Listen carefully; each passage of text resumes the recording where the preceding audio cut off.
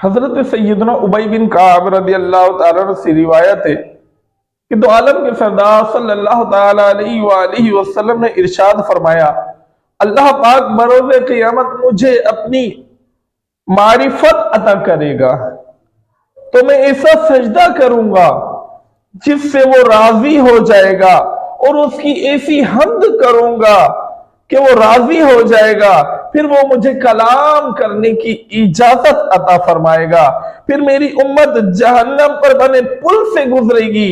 بعض لوگ پلک جھپکنے اور تیر کے کمان سے نکلنے سے بھی زیادہ تیزی سے گزر جائیں گے، بعض عمدہ گھوڑوں سے بھی زیادہ تیزی کے ساتھ گزریں گے، حتیٰ کہ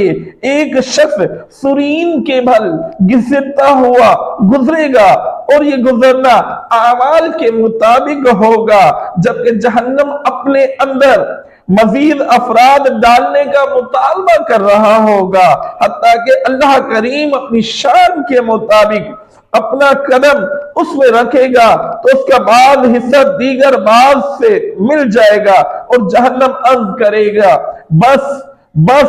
اس وقت میں حوض پر موجود ہوں گا۔ عرض کی گئی، یا رسول اللہ صلی اللہ تعالی علیہ وآلہ وسلم، حوض کیسا ہوگا؟ حضور علیہ السلام نے فرمایا، اس ذات کی قسم جس کی قبضہ میں میری جان ہے، اس کا مشروب دودھ سے زیادہ سفید، شہد سے زیادہ میٹھا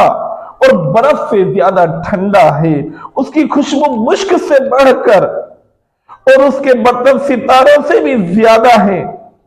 جو بھی شخص اس سے پیے گا کبھی پیاسا نہ ہوگا،